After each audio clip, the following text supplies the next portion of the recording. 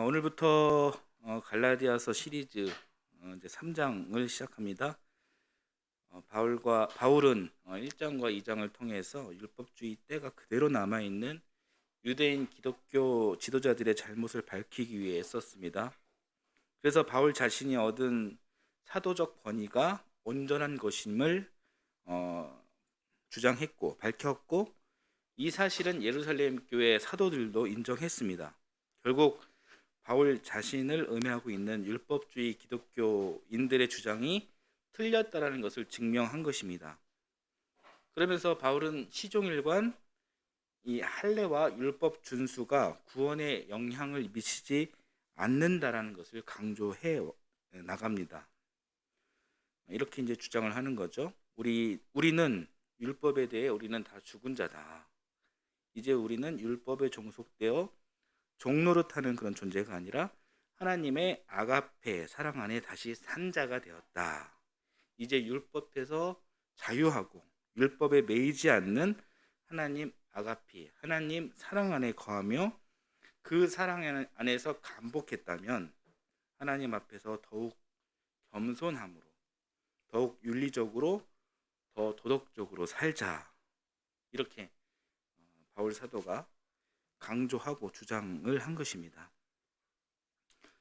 분명한 것은 윤리적인 삶, 도덕적인 삶, 이것이 구원의 조건이기 때문에 그래야 한다는 것이 아니라, 구원은 이미 오직 예수 그리스도를 믿는 믿음으로 가능한 것이니, 그렇게 구원함을 주시는 그 은혜와 사랑에 감복하고 그 사랑에 겸손히 서고자 하는 우리의 최선의 노력으로 윤리, 도덕의 삶을 살아야 한다는 것입니다.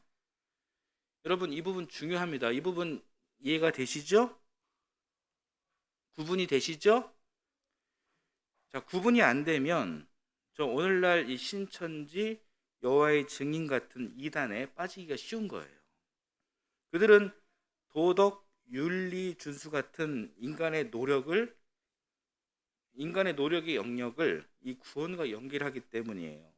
우리는 이것을 잘 구분할 수 있어야 됩니다. 여러분, 잘 구분해 주시길 바라겠습니다. 여기까지가 이제 지난 시간 이야기였고요. 이어서 3장 1절 말씀을 다시 보겠습니다. 네, 같이 한번 읽어보겠습니다. 어리석은 갈라디아 사람들이여, 예수 그리스도께서 십자가에 못 박히신 모습이 여러분의 눈앞에 선한데 누가 여러분을 홀렸습니까? 바울 사도의 억양이 좀 세죠? 어리석은 갈라디아 사람들이요. 책망하는 어투입니다.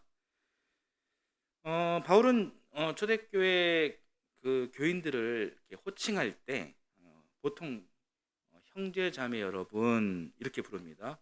헬라어로 아델포스, 형제 자매 여러분, 이렇게 친근하게 높여주며 부르는 경우가 많습니다. 다른 서신서들 한번 봐볼까요? 다른 서신서들을 이렇게 보면, 고린도전서를 보면 형제 자매 여러분, 내가 여러분에게로 가서 하나님의 비밀을 전할 때, 로마서에는 형제 자매 여러분은 이것을 아시기 바랍니다. 빌립보서 형제 자매 여러분, 내게 일어난 일이 도리어 복음을 전파하는데, 데살로니가전서 형제 자매 여러분, 우리가 여러분을 찾아간 것이 헛되지 않은 줄을. 보통 이렇다라는 거예요. 그런데 갈라디아 3장은 어리석은 갈라디아 사람들이요. 굉장히 흔치 않는 표현입니다. 이런 표현을 쓰는데 왜 그랬을까요?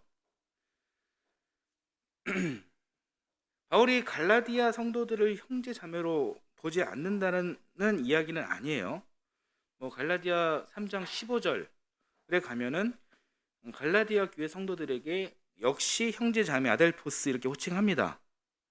바울은 이 사람들에 대한, 갈라디아 교회 교인들에 대한 마음이 기본적으로 아델포스예요. 형제, 나의 사랑하는 형제 자매 여러분, 이렇게 기본적인 그런 생각을 갖고 있습니다. 그런데 지금 3장까지 오면서 이 갈라디아 교회 성도들이 너무 답답하고 안타까운 거예요. 그래서 어리석다 이런 표현을 쓴 겁니다. 여러분, 우리들 자식 가족들이 너무 이렇게 어리숙한 행동을 할 때 이런 모지라 뭐 이런 표현을 쓰죠. 이 녀석아 뭐 이런 표현을 씁니다.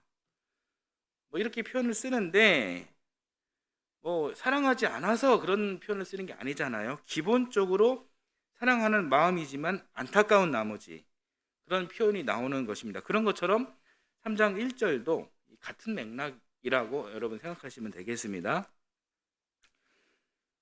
어리석다라는 이 말은 단순한 어리석음을 말하는 것이 아니라 사리 분별의 능력이 있음에도 그 능력을 사용하지 않는 갈라디아 성도들의 그런 어리석음을 이야기하는 것입니다. 이 말이 무슨 말이냐면 갈라디아 성도들은 율법주의 기독교인들이 강조하는 유언비어의 옳고 그름을 분별할 수 있는 능력이 사실 있었다라는 거예요.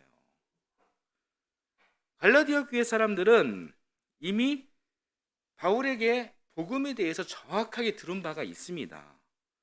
물론 이 사람들이 예수님을 직접 만난 것은 아니지만 예수님과 직접 대면한 바 있는 바울을 통해서 복음에 대한 이야기를 아주 생생하게 들었습니다. 어떤 이야기였냐면은 갈라디아 교회 성도들은 대부분 이방인들입니다. 유대인들도 있었지만 이 갈라디아라는 이방 땅, 이방 나라 이 지역의 특성 때문에 대부분 이방인들이었어요. 지금 갈라디아 교회의 문제는 복음이 율법화되고 있는 것이 문제잖아요. 그런데 이방인들이 복음을 처음 접할 때는 이 유대 문화인 율법주의를 이방인들이 알 수가 없었습니다. 당연히 몰랐겠죠. 대신에 이방인들은 즉 이 갈라디아 지역 토착민들은 자기들 문화인 그리스 로마 종교 문화권 안에 있으면서 종교적으로 유대 율법주의와 아주 유사한 그런 폭력을 받으며 살아왔습니다. 이 그리스 로마 문화의 특징은 다문화주의, 다종교주의거든요.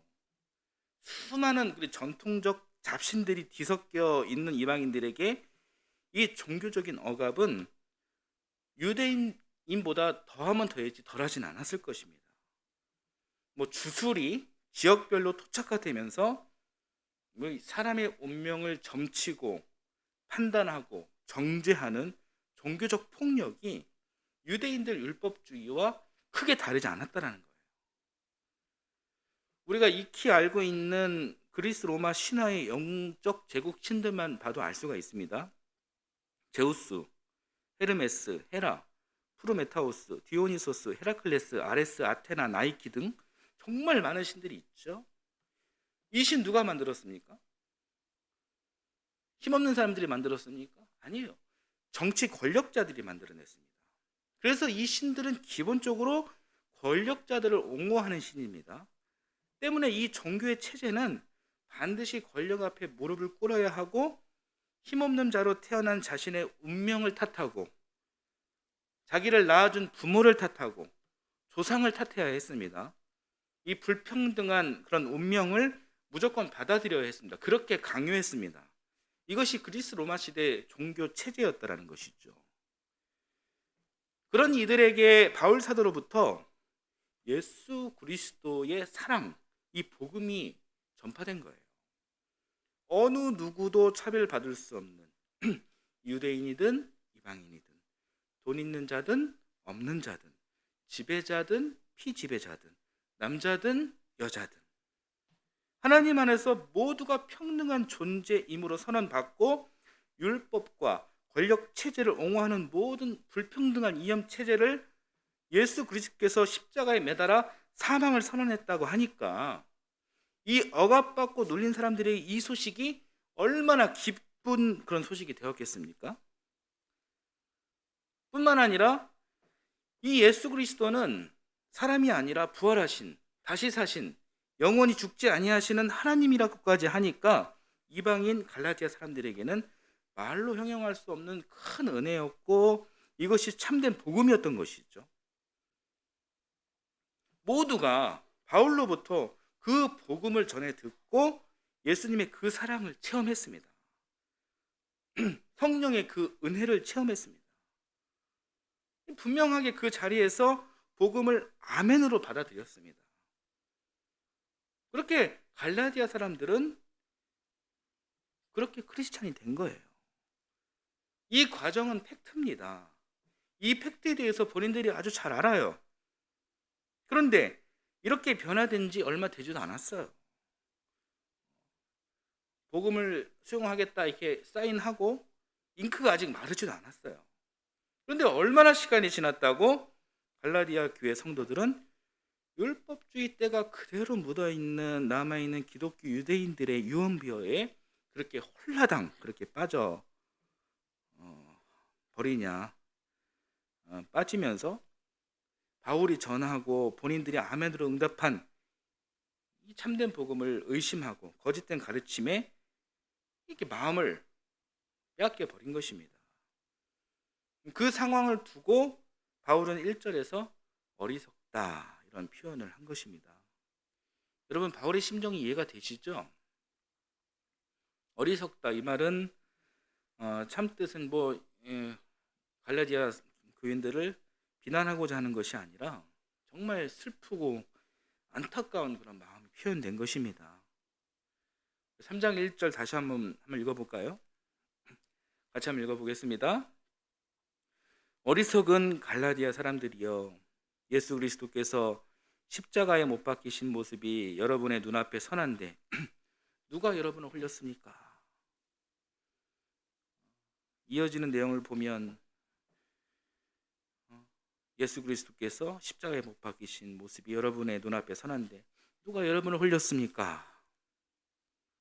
여러분 바울 사도의 마음이 읽혀지시죠? 예수 그리스도의 십자가 사건이 눈앞에 선한데 이 복음을 나 바울이 희미하게 애매하게 전한 것이 아니라 눈앞에 선할 정도로 뚜렷하고 명확하게 알려주었는데 당신들은 그 복음에 감복하고 믿고 아멘으로 화답했으면서 왜 이렇게 홀라당 이렇게 넘어갔냐? 그래서 슬픕니다. 안타깝습니다. 누가 당신들을 홀렸습니까? 이런 이야기를 지금 1절에서 지금 하고 있는 거예요. 누가 홀렸습니까? 율법주의 때가 그대로 남아있는 유대인 기독교 지도자들입니다. 무슨 이야기를 하면서 홀렸습니까? 예수 그리스도 한 분만으로는 부족하다. 할례를 받아야 한다. 율법을 준수해야 한다. 자, 이것은 율법을 폐하시고 그리스도의 법을 성취하시기 위해 십자가에 죽으신 예수 그리스도를 왜곡하는 것이고 복음을 왜곡하는 것입니다. 그리스도의 법을 지우고 다시 율법주의를 소환하는 것입니다. 바울은 바로 이 대목이 너무나도 속상하고 안타깝고 그래서 1절에서 어리석은 갈라디아 성도들이요 이런 표현을 사용한 거예요. 자, 1절은 이렇게 정리하고 이어서 2절 말씀을 보겠습니다. 자, 같이 읽겠습니다. 나는 여러분에게서 이 한 가지만을 알고 싶습니다. 여러분은 율법을 행하는 행위로 성령을 받았습니까? 그렇지 않으면 믿음의 소식을 들어서 성령을 받았습니까? 자, 바울은 율법주의 거짓 교사들의 꾀임에 빠져 있는 갈라디아 성도들의 상태를 보면서 변증법, 즉 이 변론하고 증명하는 그런 방법을 통해 지금의 문제에서 벗어나길 바라고 있는 거예요. 자, 2절은 그렇습니다. 이런 이야기, 뉘앙스예요. 내가 당신들에게 이것 좀 물어보겠습니다. 이렇게 질문하는 겁니다. 질문의 내용은 단순해요. 당신들이 은혜를 받고 성령을 받았는데 받은 그 근거가 도대체 율법 때문이냐 믿음 때문이냐 하는 질문입니다. 당신들이 나에게 처음 복음을 들었을 때 분명하게 아멘으로 화답했다. 그때 당신들은 분명히 성령의 뜨거운 임재하심을 그 자리에서 경험했어요. 그때 받은 성령 체험, 은혜 체험하면서 그때 눈물 콧물 다 짜지 않았습니까? 그때 여러분들 모습 속에 감사, 기쁨이 가득했는데 여러분 그것이 가짜였습니까? 이런 질문이에요. 이렇게 말하면서 그때 그 받은 은혜, 감사, 이것을 상기시켜 주는 겁니다. 마가 요한 다락방에서 경험한 불같은 성령, 바람 같은 성령의 역사를 그 소중한 기억을 환기시키고 있는 것입니다. 그 기억이 아주 확연하고 생생한 그 일을 갈라디아 교회 성도들이 결코 잊을 수 없었을 것입니다. 그 일 때문에 이 사람들은 믿음의 사람들이 되었는데, 이 사람들이 율법주의 기독교인들의 유언부에 홀딱 넘어간 것이죠. 그래서 바울은 처음 하나님을 만난 그때를 기억해내려고 2절에서 성령 이야기를 끄집어낸 것입니다. 여러분, 그 성령 체험이 율법 때문에 온 것입니까? 갈라디아 교회 성도들은 대부분 이방인이었기 때문에 이들이 성령 체험을 할 때는 아직 율법을 몰랐습니다. 율법 없이 성령 체험을 했는데 어떻게 복음에 율법이 전제되어야 합니까? 지금 바울은 이렇게 지금 논리적으로 따지고 들어가고 있는 거예요. 율법을 알기 전 그때 당신들에게 임한 성령의 은혜가 어떻게 온 것이냐? 율법이 아니다. 정신 차려라. 예수 그리스도의 십자가 죽음과 다시 사신 부활의 복음을 듣고 믿음으로 성령의 역사가 당신들 마음속에 온 것이다. 성령 임재는 율법 때문이 아니다. 이렇게 상기시켜주고 있는 것입니다. 참으로 이성적이고 냉철한 바울 사도의 모습을 1절, 2절을 통해 우리가 볼 수 있는 것입니다. 자, 이어서 3절을 보겠습니다. 3절 같이 읽겠습니다. 여러분은 그렇게도 어리석습니까?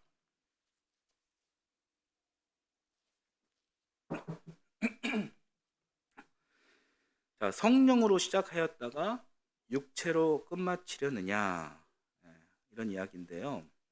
여기에서 육체는 죄성이 가득한 그런 육체를 말하는 것입니다. 성령으로 시작하였다가 육체로 끝마치려느냐, 이 말은 예수 그리스도의 십자가 보혈로 죄 사함을 받았는데 다시 죄로 가득한 삶을 살겠냐 하는 그런 이야기예요. 여러분, 오늘날 그 이단들의 특징이 무엇인지 아십니까? 이단들은 성경의 한 구절 한 구절을 들이대면서 기독교에는 구원이 없다 이렇게 주장을 합니다. 왜 구원이 없을까요? 오직 예수 그리스도만 이야기하니까 구원이 없다라는 거예요. 이단들은 자기들만이 가지고 있는 뭔가 특별한 하나가 있습니다. 예를 들어 이만희 신천지는 성도 14만 4천 명이 될 때까지 열심히 추수해야 한다라고 합니다. 이 추수의 근거를 위해서 열심히 성경 공부를 해요. 성경 공부에 대한 열정이 대단합니다. 신옥주 예수로 교회, 여기 이단 집단은요, 이 타작마당이라는 그런 사죄하는 이 행위를 반드시 해야 합니다. 여호와의 증인은 엄격한 도덕성을 주장하면서 착한 일을 해야 된다라고 이렇게 주장을 해요. 하나님의 교회는 봉사를 잘해야 된다고 합니다. 이런 행위를 잘해야 구원과 연결된다는 거예요. 구원을 받을 수 있다는 거예요. 그리고 진짜 그런 그 일들을 진짜 열심히 해요. 그런데 반면 오직 예수 그리스도를 주장하는 기독교 교회는 무엇 하나 열심히 없다는 겁니다. 전도를 열심히 하는 것도 아니고 또 성경 공부를 또 열심히 하는 것도 아니고 오직 예수 그리스도를 그냥 입으로 시은하고 마음으로 고백할 뿐이지 행함이 없다는 거예요. 언론에서 쾅쾅 터지는 교회 관련 사건들이 무엇입니까? 목회자 교회 세습 문제, 목회자 성추문 성폭행 사고, 그리고 교회 다니는 사람들 허구한 날 사기친 일, 이런 일들을 열거하면서 교회가 얼마나 타락했냐라는 거예요. 행실이 저런데 오직 예수 그리스도를 주장한다고 저들에게 구원이 가능하겠냐? 그렇지 않다. 예수 그리스도만으로 구원을 얻을 수 없다. 그래서 예수 그리스도 플러스 알파가 필요하다. 신천지는 그래서 이만희가 필요한 것이고, 하나님의 교회는 안상홍이 필요한 것이다. 그래야 구원을 얻을 수 있다. 그런 주장을 이단들이 실제 하는 것입니다. 오늘날 이 기독교가 잘못해서 이 혐오 시설로 전락한 일, 사람들에게 혐오 시설로 인식하게 된 일, 정말 인정하기 싫지만 이거 사실 팩트잖아요. 빼박할 수 없는 그 팩트니까 많은 사람들이 정말 교회가 그런가? 여기는 나보다 성경을 더 많이 아는 것 같고, 여기는 나보다 더 착한 일을, 더 선한 일을 더 많이 하는 것 같네. 신천지 여호와의 증인 이야기 들어보니 예수님 한 분만으로 충분하지 않은 건 같네. 그러면서 넘어가는 겁니다. 이단들은 이 기성교회의 약점을 너무나도 잘 알고 있고, 그 약점을 파고들어서 자기들 선교 전략에 아주 잘 사용하고 있는 거예요. 한국교회가 참 문제가 많습니다. 인정합니다. 문제투성이이고 그 한계를 인정하지만 그 문제와 한계가 구원을 결정짓는 것은 결코 아닙니다. 목사든 장로든 다 사람이에요. 이 말은 즉 죄 앞에 자유로울 수 없는 한계가 분명한 유한한 사람에 불과하다는 것이죠. 그래서 그 사람으로부터 문제가 발생하는 것이지 이 복음이 잘못돼서 그런 것이 아닙니다. 예수 그리스도 한 분만으로 충분하지 못해서 일어나는 문제가 결코 아니라는 거예요. 저렇게 기성교회가 전혀 복음적이지 못한 행위를 하기에, 예를 들어서 이번 대선에 큰 교회 목사들 777명이 앞장서서 주술과 신천지에 연루된 후보를 뽑으라고 선전했잖아요. 이런 비복음적인 모습에 정말 부끄럽고 또 안타깝고 또 분노가 일어나지만, 그렇다고 이단들의 바람처럼 참 복음의 진리인 오직 예수 그리스도를 믿는 믿음으로 구원함을 얻는다, 이 진리가 무너지면 안 된다는 것입니다. 정말 참 복음을 간직하고 있는 목회자와 성도들이 정말 담대한 마음으로 지금 들고 일어나야 한다는 거예요. 이 비복음적 요소와 싸워서 다시 진리를 회복시키고 갱신해야지 저 사이비 같은 그런 목사들로 인해 복음의 진리가 무너지게 하면 안 된다는 것이에요. 이렇게 무너지는 것이 오늘 본문 바울 사도의 말 육체로 마치겠느냐의 뜻이에요. 여러분, 예수 그리스도의 복음이 육체로 마치면 안 됩니다. 참 진리이신 성령을 회복해야 합니다. 오늘날 교회가 이 빛과 소금 역할을 감당해야 되는데 그러기는커녕 혐오시설로 낙인됐다고 우리가 의기소침하고 넋놓고 실망하고 주저앉아 있으면 안 된다는 거예요. 우리의 잘못과 부족함을 인정하고 또 하나님께 회개하면서 다시 이 성령께서 내주하시는 한국교회가 될 수 있도록 우리 기도해야 합니다. 정말 기도해야 됩니다. 우리가 교회거든요. 교회인 우리 크리스찬이 가는 곳에 이 성령께서 임재하시도록 이 세상 사람들에게 우리가 우리의 가슴을 쳐서 크리스찬의 겸손의 미덕을 보여줘야 합니다. 거짓과 이 사이비가 판치는 이 패역한 세상에 그래도 여러분, 교회가 희망입니다. 따라서 우리는 예수 그리스도 한 분만으로 충분하다는 기준을 우리는 절대 놓쳐서는 안 된다는 것이에요. 만약 바울 사도가 오늘 우리 시대에 계셨다면 오늘 한국교회를 향하여 갈라디아서 3장 3절 말씀을 그대로 하셨으리라 생각을 합니다. 자, 이 말씀 다시 한번 읽어보겠습니다. 같이 읽겠습니다. 여러분은 그렇게도 어리석습니까? 성령으로 시작하였다가 이제 와서는 육체로 끝마치려고 합니까? 자, 이어서 4절, 5절 말씀을 계속해서 보겠습니다. 같이 읽겠습니다. 여러분의 그 많은 체험은 다 허사가 되었다는 말입니까? 참말로 허사였습니까? 하나님께서 여러분에게 성령을 주시고 여러분 가운데서 기적을 행하시는 것은 여러분이 율법을 행하기 때문입니까? 아니면 믿음의 소식을 듣기 때문입니까? 그렇지 않으면 여러분이 복음을 듣고 믿어서 그렇게 하신 것입니까? 자, 오늘 말씀의 결론입니다. 당신들이 이같이 성령을 체험하고 삶의 순간순간에 성령 하나님의 내주하심과 동행하심과 동거하심 있지 않았냐? 비록 쉽지 않은 그런 순간 시간들이었지만 기적을 행하시는 하나님과 함께 끝없이 희망하면서 살고 있었는데 그것이 다 허사였습니까? 다 헛된 일이었습니까? 이렇게 질문하는 거예요. 복음 때문에 그동안 율법에 얽매임 없이 자유할 수 있었는데, 감사할 수 있었는데, 기뻐할 수 있었는데 이것이 정말로 허사였는지 지금 되묻고 있는 것입니다. 이 바울 사도의 이야기가 오늘 우리 그리스도인들 모두에게 전해지는 질문이 되었으면 좋겠어요. 여러분, 우리들에게 힘들고 어려울 때가 있습니다. 지치고 낙심될 때가 있어요. 그런 때 문득문득 드는 생각이 있죠?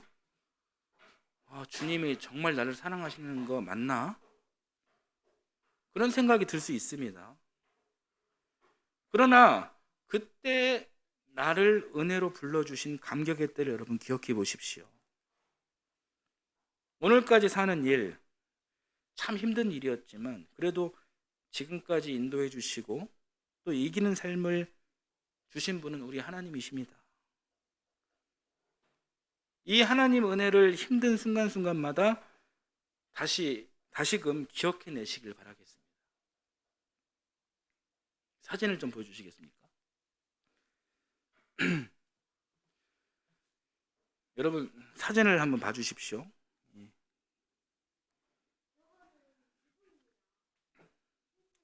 이 사진은 지난 1977년에 발사된 보이저 2호가 해왕성 앞에서 찍은 지구의 모습이에요.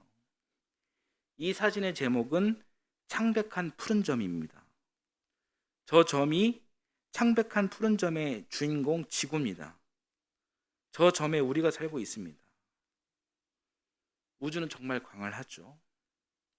우리 은하란 우리 태양계가 속한 은하를 말합니다.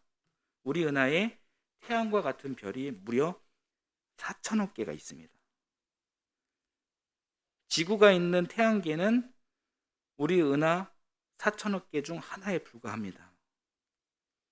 이렇게 사진에서 보는 것처럼 해왕상에서 촬영했으니 지구가 이렇게 점이라도 보이는 것이지 우리 은하에서 지구를 본다면 전혀 보이지 않을 것입니다. 없는 존재에 훨씬 가깝습니다. 집사님 사진 계속 보여주시겠어요? 그런데 더 놀라운 것은 우리 은하와 가장 가까운 안드로메다 은하에는 1조 개의 별이 있습니다. 우리 은하의 2배 이상이에요. 우주의 광활함이 정말 어마어마합니다. 더 놀라운 것은 우리 은하와 안드로메다 은하와 같은 은하가 이 우주 안에 수천억 개가 있다는 거예요. 그러니 이 우주는 우리가 상상할 수 없을 정도로 정말로 큰 존재라는 것이죠. 사진에서 보이는 것처럼 저 점에 불과한 곳에서 아둥바둥 살고 있는 우리의 모습이 한없이 연약해 보이죠?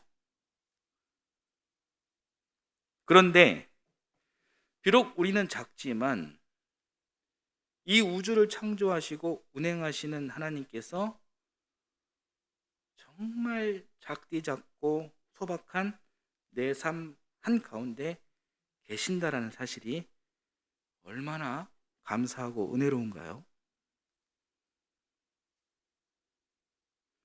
우리는 저 전보다 훨씬 더 작은 존재지만 우리는 우리 신앙에 이 엄청난 우주를 지으신 하나님을 품고 있지 않습니까?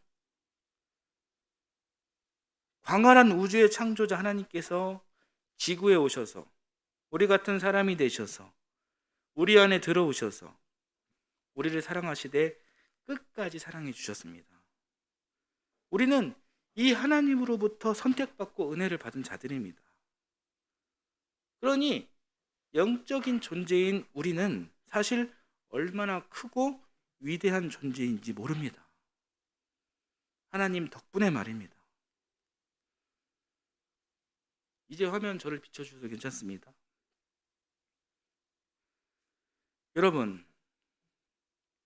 여러분들의 몸과 마음이 어렵고 힘들 때 여러분 광활한 우주의 창조주를 떠올리시기 바랍니다. 그분께서 일방적으로 주신 사랑과 은혜를 여러분 기억해내시길 바랍니다.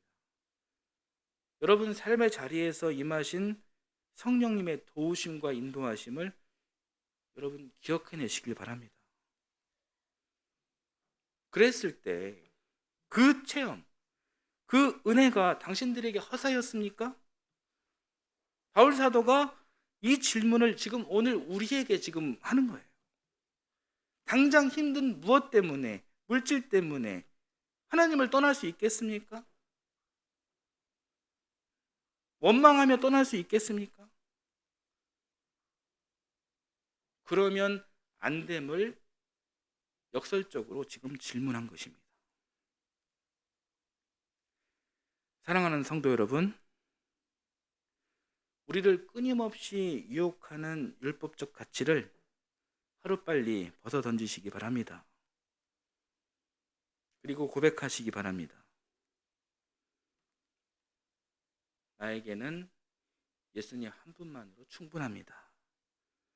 그 사랑, 그 은혜 참으로 고귀하고 감사합니다. 참된 복음과 믿음의 가치로 속히 돌아오는 저와 여러분, 그리고 한국교회 모든 성도들이 될 수 있기를 예수님의 이름으로 기원합니다. 아멘. 함께 찬송하겠습니다.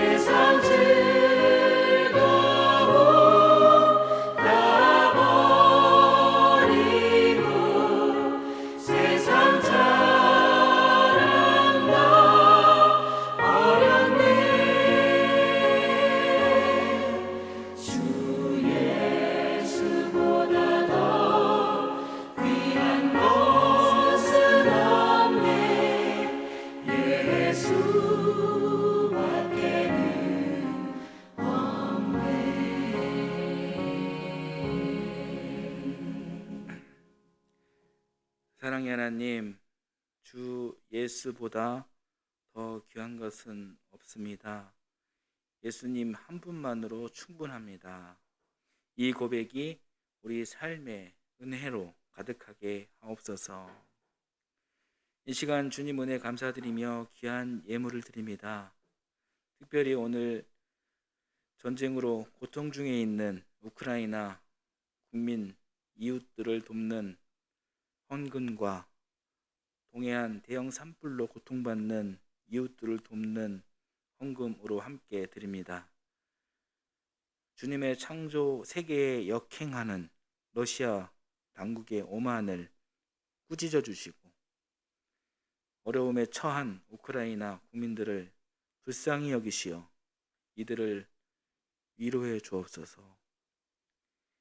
산불로 인해 고통받는 우리의 이웃들을 위로해 주시고 이들에게도 하늘의 평화와 평안을 허락해 주옵소서. 이 모든 말씀 예수 그리스도의 이름으로 기도드립니다.